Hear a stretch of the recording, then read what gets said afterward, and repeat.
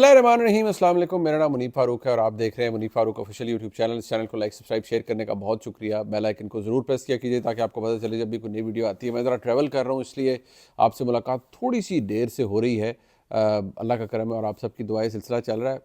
मैंने आपको कहा था, आपको बताता रहा इसी प्लेटफॉर्म पे, आपके अपने प्लेटफॉर्म पे, कि कुछ तब्दील नहीं हुआ। पाकिस्तान की फ़ौज की जो पॉलिसी है या सोच है वो पाकिस्तान तहरीक इंसाफ के हवाले से तब्दील नहीं हुई। ना ही कोई फ़ोन आया, और अगर आएगा भी तो उसको कोई लिफ्ट नहीं कराई जाएगी। ये भी मैंने आपको कहा। कहाँ गए वो लोग जो कहते थे 25 तारीख को फ़ोन आ जाएगा, 26 को फ़ोन आ जाएगा, 15 को इमरान खान साहब रिलीज़ हो गए? कहाँ गए वो लोग? जब आप बग़ैर किसी इन्फॉर्मेशन के सिर्फ झूठ बोलते हैं और प्रोपेगेंडे करते हैं सिर्फ इसलिए कि आपको 4 लोग देख लेंगे और आप 4 पैसे बना लेंगे, तो फिर यही कुछ होता है। मेरा मकसद इस प्लेटफॉर्म पे होता है आपको हकीकत बताना। अब अगर आप इसको ज़रा गौर से देखें, जो आज DGISPR की प्रेस ब्रीफिंग थी, ये कोई मामूली चीज़ नहीं थी। इसके अंदर बड़े क्लियरली DGISPR ने बड़ी अहम बातें की। इस पे पाकिस्तान तहरीक इंसाफ का मौक़िफ़ भी आया है, मैं वो भी आपके सामने रखूँगा। जो क्लियर बातें DGISPR की जानिब से की गई हैं, वो पहले तो ज़ाहिर बात है, आपको पता है, दहशतगर्दी के हवाले से बताया गया कि तकरीबन 60,000 इंटेलिजेंस बेस्ड ऑपरेशंस किए गए हैं पिछले तकरीबन 1 साल के अंदर, और तकरीबन को 380 और 390 के करीब शहादतें हैं जो पाकिस्तान की फ़ौज के अंदर हुई हैं, जिनमें जवान और अफसरान दोनों शामिल हैं। अब ये बात अपनी जगह मौजूद है और उन्होंने बड़ा क्लियरली बताया है कि उन्होंने किस तरह से ये कार्रवाइयाँ की हैं और दीगर मामलात के अंदर वो किस तरीके से पाकिस्तान की रियासत को प्रोटेक्ट करने के लिए फ़ौज काम करी। अब ज़रा जो ऑपरेटिव पार्ट है, असल चीज़ है, मैं ज़रा उसके ऊपर आ जाता हूँ, इसलिए क्योंकि बाकी चीज़ों की अहमियत है। जो आज का, जिसे कहा जाता है ना कि जो मेन बात, जो क्रक्स बाहर निकला है, ये तमाम बातें हो रही थी, वो ऐसे हो गया। बहुत से लोग सवाल कर रहे थे, अच्छा मुज़ाकरात शुरू हुए, तो फिर बैकग्राउंड पे आपको पता है ना बड़े मुज़ाकरात हुए, फ़ौज के बयानिया बदल गया है, कोई पॉलिसी तब्दील हो गई है, हालात बदल गए हैं। अब असल हकीकत ये है कि कुछ नहीं बदला। आप सिर्फ ये देखिए कि जो DGISPR ने कहा, उन्होंने कहा 9 मई पाकिस्तान की अफवाज का नहीं बल्कि अवाम पाकिस्तान का मुकदमा है। 9 मई से जुड़ा झूठ, प्रोपेगेंडा और आजकल के डिजिटल दौर में झूठे बयानिए माशरे की तखरीबी जहन साजी के लिए बहुत बड़े ख़तरात हैं।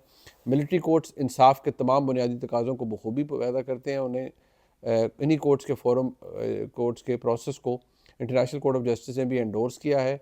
बरतानिया में जुलाई 2024 में जो कुछ हुआ, वहाँ नस्ली फसादात हुए, मुजरिमों को सख्त सज़ाएँ मिली। अमेरिकन में कैपिटल हिल में हुआ। 2011 में लंदन फसादात के दौरान लगभग 1200 अफराद को सज़ाएँ सुनाई गई। जून 2023 में उन्होंने बताया कि फ्रांस में इस तरह किया गया है। अब जो बात उन्होंने क्लियर की है जी कि हर फौज लेफ्टिनेंट जनरल फैज़ हमीद को भी इस वक्त तमाम कानूनी मावनत और हुकूक हासिल हैं। फ़ौज में कोई शख्स ज़ाती मफाद के असूल के लिए काम करता है या फ़ायदे उठाने के लिए मखसूस एजेंडे को परवान चढ़ाता है तो फ़ौज खुद इस्तिसाबी का निज़ाम हरकत में आ जाता है।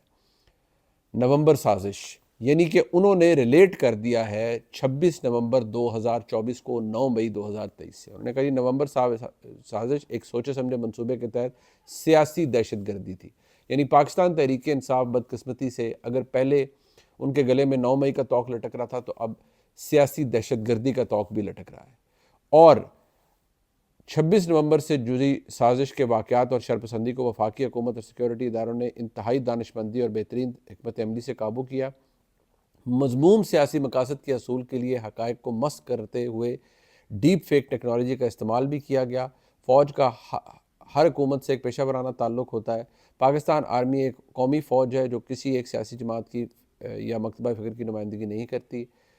अब जो बातें बड़ी क्लियर बताई गई हैं इसके अंदर, जो जिसे कहते हैं ना फोकल पॉइंट्स, वो एक ही है जी कि जो बुनियादी बात है कि जी 9 मई के जो कल्प्रिट्स हैं उनको सज़ा हुई है, कानून के मुताबिक हुई है और पाकिस्तान की सुप्रीम कोर्ट ने दी है।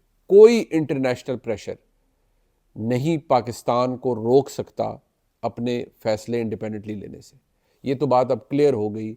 आप छोड़ दें कि वो रिचर्ड ग्रेनैल है या कौन है, ये जितने लोग यहाँ तालियां मार रहे थे वो टटपूंजिए जो मुल्क से बाहर बैठकर इस मुल्क को ही गाली दे रहे हैं और सिर्फ अपने यूट्यूब चैनल चलाने के लिए भगौड़े यहाँ के, वो यहाँ से जो बाहर दौड़े हुए हैं उनको आज मुंह पे थप्पड़ रसीद हुआ है। अगर उनको कोई लग रहा था कि अच्छा जी वो ये हो जाएगा, कोई इंग्लैंड में बैठा हुआ है, कोई अमेरिका में बैठा हुआ है, कोई वैसे दौड़ा हुआ है, तो आज उनको पता चल गया कि असल हालात क्या हैं। पाकिस्तान की फ़ौज, पाकिस्तान की हुकूमत कोई कंसीड इस मामले पर नहीं करने जा रही। सज़ा दे दी है 85 लोगों को, और उन्होंने कहा है कि जी मास्टरमाइंड और अबैटर्स जो हैं उनको भी इंसाफ के कटहरे में लाना पड़ेगा। जनरल फैज़ की मिसाल उन्होंने दे दी है कि वो अकाउंटेबिलिटी हो रही है। नवंबर 26 2024 9 मई से रिलेट करता है। पाकिस्तान तहरीक इंसाफ से, जो मैंने आपको पहले भी कहा था कि ये क्लियरली पाकिस्तान की फ़ौज की तरफ से कहा गया है पाकिस्तान की हुकूमत को कि हमारा कोई डायरेक्ट ताल्लुक़ नहीं है किसी भी डायलॉग से। पाकिस्तान तहरीक इंसाफ ने अगर कुछ नेगोशिएट करवाना है तो वो इसी कमेटी से करवाना है, असल में और कुछ भी नहीं है। ये सब बातें हैं, सब ढकोसले हैं जो दिए जाते हैं कि अच्छा जी वो हमें फ़लानी ऑफ़र होगी, कोई ऑफ़र नहीं हुई। और वो सहाफ़ी, मैं तो हैरान हूँ, जो ये कहते फिरते हैं कि इमरान खान साहब को इतनी दफ़ा ऑफ़र हो गई है, इमरान खान साहब को इतनी दफ़ा ऑफ़र हो गई है। असल में ऑफ़र हुई है अच्छी रोटी, वो रोटी पहले मिल रही थी लेकिन अब रोटी के भी मसाइल हैं। अब जो इस पूरे गुफ्तगू के बाद जो बात समझ आती है वो एक है, फ़ौज की पॉलिसी तहरीक इंसाफ के हवाले से नहीं बदली, इमरान खान साहब के हवाले से नहीं बदली, और बदलती हुई नज़र भी नहीं आ रही। और क्लियरली उन्होंने बता दिया कि नहीं कोई इंटरनेशनल प्रेशर नहीं, कोई कुछ नहीं, पाकिस्तान अपने फैसले इंडिपेंडेंटली करेगा। सो अगर तहरीक इंसाफ ने कोई कंसेशन लेना है, इमरान खान साहब ने अपने कंसेशन लेना है, तो उनको अपनी पोजीशन तब्दील करनी पड़ेगी। बहुत बुरी लगती है जब मैं ये खुली डुली बात करता हूँ। पाकिस्तान की फ़ौज कंसीड कर जाए, हुकूमत घुटने टेक जाए, रियासत घुटने टेक जाए, इसी प्लेटफॉर्म से मैं आपको बताऊँगा जी कि घुटने टेक गए हैं और उधर इनकलाब आ गए, इमरान खान साहब जीत गए हैं। लेकिन जो अपने थंब नेल्स में बताते हैं कि वो जीत चुका है तो फलाना जीत चुका है, भाई कुछ तब्दील नहीं हुआ। और यही खबर है जो मैंने आपको पहले भी देता रहा हूँ, क्योंकि मैं किसी भी एक एजेंडे के अंदर इमोशनली इन्वेस्टेड नहीं हूँ। मैं आपको सिर्फ खबर देता हूँ और मैं आपको बताता रहा भाई आज की तारीख तक। मैं आज भी ये कह रहा हूँ, आज तो DGISPR ने खुल के बता दिया ना कि सियासी दहशत गर्दी थी। तो वो सियासी दहशत गर्द कौन था? उन्होंने कहा जी जो लोग रियासत पर चढ़ाई करने के लिए आते हैं वो क्या है, वो तो सियासी दहशत गर्द है। अब उन्होंने किस किस को सियासी दहशत गर्द कह दिया, ये कौन कौन है, ये आप सबको पता है। अब अली अमीन गंडापुर के हवाले से जो उन्होंने गुफ्तगू की है वो बड़ी क्लियर है। उन्होंने कहा जी कि जो लॉ एंड ऑर्डर सिचुएशन है कुरम के अंदर, डिस्ट्रिक्ट कुरम के अंदर, वो नतीजा है मिसप्लेस्ड प्रायोरिटीज़ का। यानी कि वो लोग जो पाकिस्तान तहरीक इंसाफ से ताल्लुक़ रखते हैं, उससे वाबस्ता हैं, लेकिन वो गुफ्तगू कर रहे हैं इस्लामाबाद आने की, इस्लामाबाद चढ़ाई की, लेकिन बदकिस्मती से वो अपनी जो सूबाई प्रायोरिटीज़ हैं उनको अहमियत नहीं दे रहे।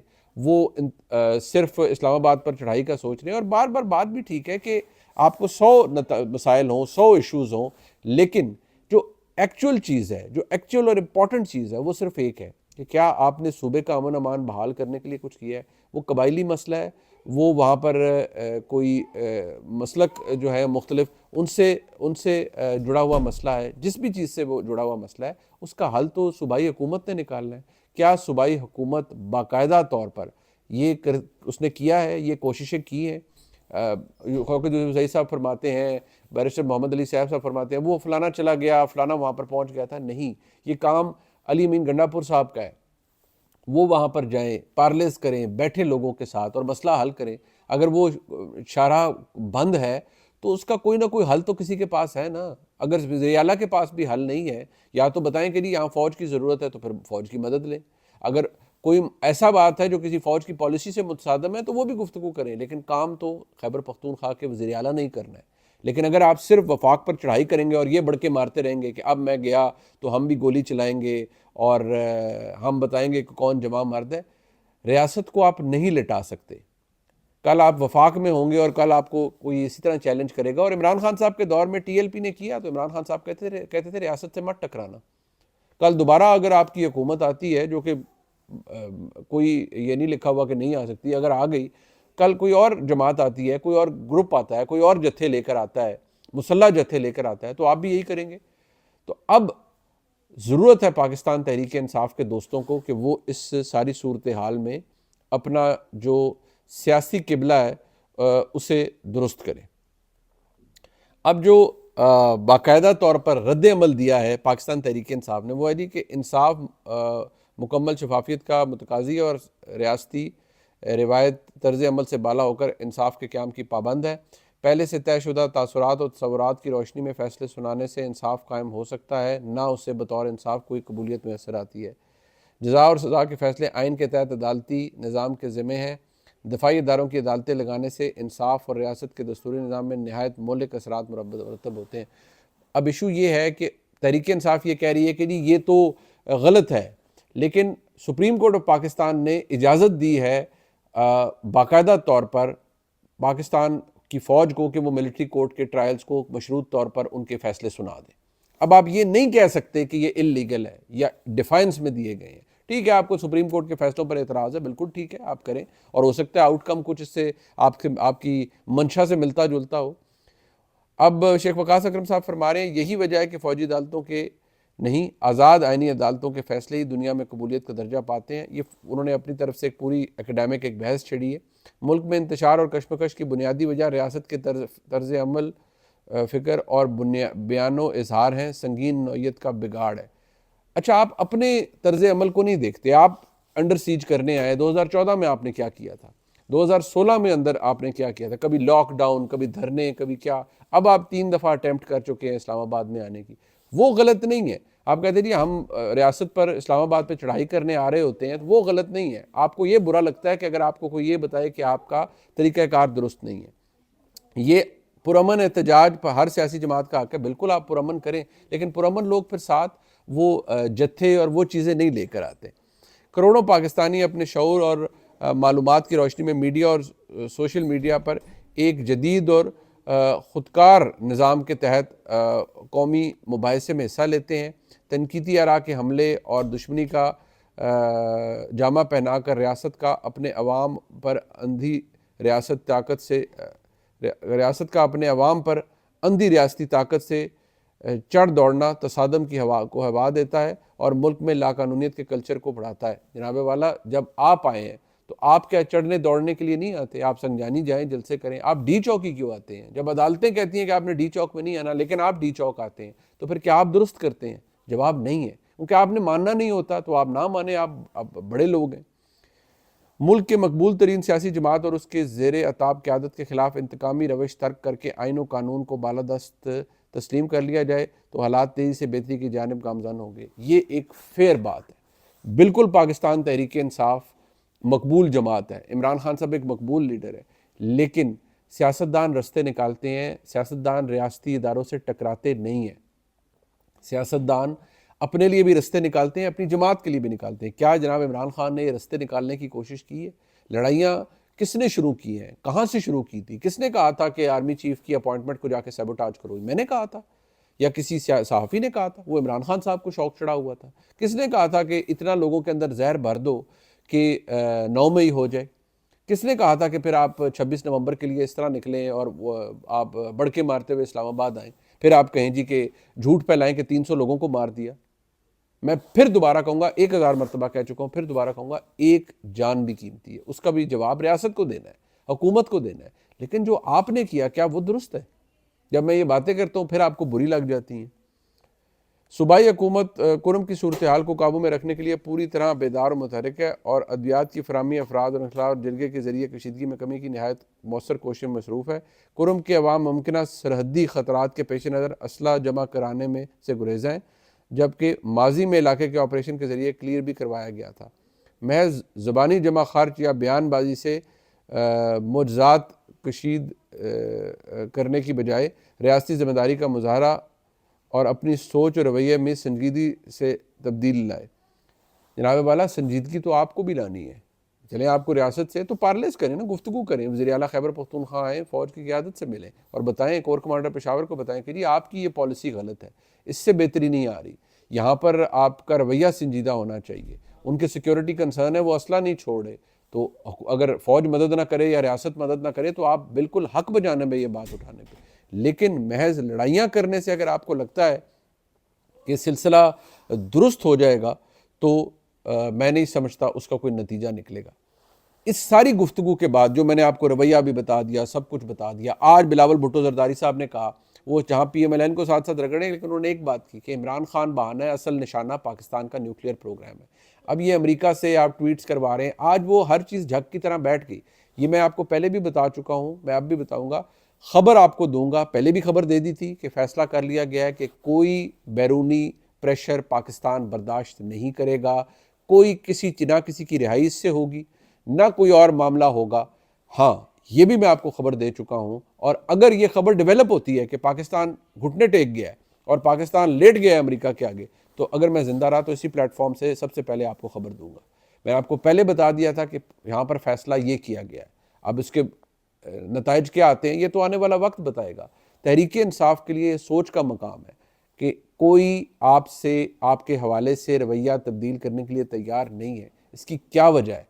इसकी वजह मैं नहीं, या कोई और सहाफ़ी नहीं, या ये इवन हुकूमत भी नहीं। आपको लगता है कि प्राइम मिनिस्टर शहबाज शरीफ साहब की वजह से, या मियां नवाज शरीफ वो फ़ोन करके कहते हैं वो तहरीक इंसाफ के साथ रवैया तब्दील करना? नहीं, ये बात सोचनी समझनी पड़ेगी। या तो ये पॉलिसी तब तब्दील होगी जब फौज की क़यादत तब्दील होगी, या ये पॉलिसी शायद उस वक्त भी तब्दील ना हो। क्यों? जब मैं आपको बताता हूँ कि मोहब्बत इमरान से लेकर का सफ़र आज बदकिस्मती से नफ़रत इमरान जो परवान चढ़ रही है पूरे रियासती इदारों के अंदर, और जो नर्चर हो रही है पाकिस्तान की फ़ौज की नई क़यादत आने वाले अदवार के लिए, वो इमरान खान साहब से दूर चली गई है। बेशक वो DGISPR कहते हैं जी कि ठीक है हमारा किसी सियासी जमात की नुमाइंदगी नहीं, फिर होना तो बाय द बुक ऐसा ही चाहिए, सब कुछ ऐसा चाहिए, लेकिन जो असल बहुत सी चीज़ें हो रही होती हैं वो इससे बालातर होती हैं। असल हम ये नहीं कह सकते, पाकिस्तान की इस्टेब्लिशमेंट का पाकिस्तान की हुकूमती मामलात, रियासती मामलात, सियासी मामलात में फुटप्रिंट नज़र आता है, ये इस बात को कोई डिनाई नहीं कर सकता। लेकिन अगर रास्ता निकालना है तो वो एक शख्स ने निकालना है, वो इमरान खान साहब है। वो कैसे निकालें वो उनको पता है, लेकिन ये लड़ाइयाँ लड़के जो तहरीक इंसाफ कर रही है और वो कह रहे हैं गंडापुर साहब से बढ़ के मरवा के कि हम दोबारा इस्लामाबाद आएंगे, कोई नतीजा नहीं निकलेगा, मैं आपको बता रहा हूँ। और रिचर्ड ग्रेनेल हो या कोई जिमी कॉर्बिन हो या कोई और हो, इस लड़ाई से तहरीक इंसाफ को कुछ हासिल नहीं होगा। आज DGISPR की प्रेस ब्रीफिंग इसका क्लियर एग्जाम्पल है। पाकिस्तान कंसीड नहीं करने जा रहा, पाकिस्तान की हुकूमत, रियासत डटी हुई है, चाहे जिस मर्जी का प्रेशर आ जाए। ये अब तक का व्लॉग था जी, इंशाल्लाह कल आपसे फिर मुलाकात होगी। व्लॉग देखने का शुक्रिया, खुदा हाफिज़।